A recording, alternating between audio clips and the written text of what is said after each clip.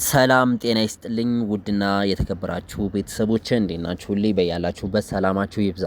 ዛሬ ይዤላችሁ የመጣሁት እንግዲህ ክፍል 2ን የአማርኛ ፊደላት ማንበብና መጻፍ ነው ይዤላችሁ የመጣሁት። እንግዲህ ውድና የተከበራችሁ ቤተሰቦቼ የአማርኛ ፊደላቶችን እንዴት አድርገን እናነባለን፣ እንዴት አድርገን እንጽፋለን ነው ዋናው ትልቁ ነገር ማለት ነው። አብረን እናነባቸዋለን፣ አብረን እንጽፋለን ማለት ነው። ሰ ሱ ይቺ ንጉሱ ሰ ትባላለች። ሲ ሳ ሴ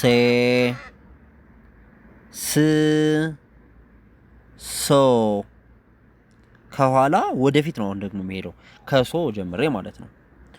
ሶ ስ ሴ ሳ ሲ ሱ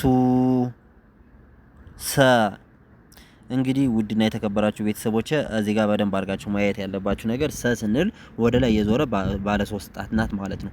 ሱ ስንል እዚህ ጋር ቅጥል ይኖርባታል ወደ ቀኝ በኩል ማለት ነው። ሲ ስንል ደግሞ አንድ አቋም አድርገን ጫማ ይኖራታል እዚህ ጋር ማለት ነው።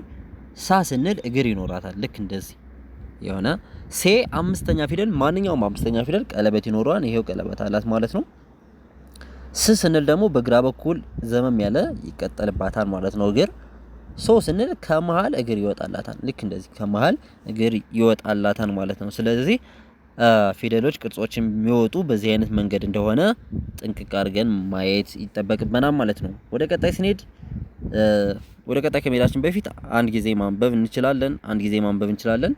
ሰ ሱ ሲ ሳ ሴ ስ ሶ ሶ ስ ሴ ሳ ሲ ሱ ሰ እሺ ወደ ቀጣይ እናልፋለን። እንግዲህ ውድና የተከበራችሁ ቤተሰቦቼ ይቺ ረ ትባላለች። ረ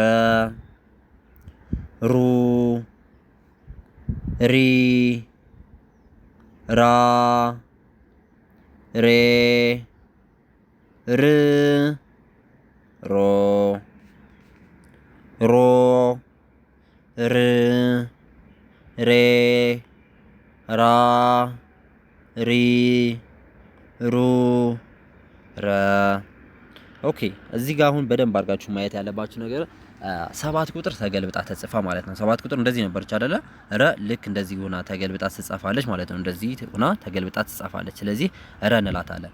ረ እናቴችን ሩ ለማለት እዚህ ጋር ግራ ወጣንላት። ሪ ለማለት ከዚህ አምጥተን ወደ ውስጥ ነው እንደዚህ እየጻፍ ነው ሪ ለማለት ማለት ነው። ከዛ ራ ለማለት ልክ ይሄንን ወደ ውስጥ አምጥተን ወደ ውጭ እናወጣዋለን። ልክ ምን ጽፈው እንደዚህ አድርገን ነው ማለት ነው። እንደዚህ አድርገን ስንጽፈው ማን ይሆናል? ራ ሬ አምስተኛ ፊደል ስለሆነች ያው ቀለበት ይኖራታል ማለት ነው። ር ደግሞ ሁለቱም እግር እዚህ ጋር ያለው ቢሰመር እኩል ይሆናል። እዚህ ጋር እንደዚህ ብናሰምር እኩል ይሆናል ማለት ነው። ስለዚህ ማን አልናት? ር አልናት ማለት ነው። ር አልናት ማለት ነው። ሮ ስንል ደግሞ ር ጽፈን ቀለበት ማድረግ ይኸው እዚህ ጋር ቀለበት ብናደርጋት ሮ ትሆናለች ማለት ነው። ስለዚህ ሮ ልክ በዚህ አይነት መንገድ ትጻፋለች ማለት ነው። ለመጨረሻ ጊዜ እናነባታለን። ረ ሩ ሪ ራ ሬ ር ሮ ሮ ር ሬ ራ ሪ ሩ ረ ኦኬ። ወደ ቀጣይ ስናልፍ ደግሞ ይችኛዋ ሰዓቱ ሰ ትባላለች። ማን ትባላለች አልኩኝ? ሰዓቱ ሰ ትባላለች ማለት ነው። ሰ ሱ ሲ ሳ ሴ ስ ሶ ሶ ስ ሴ ሳ ሲ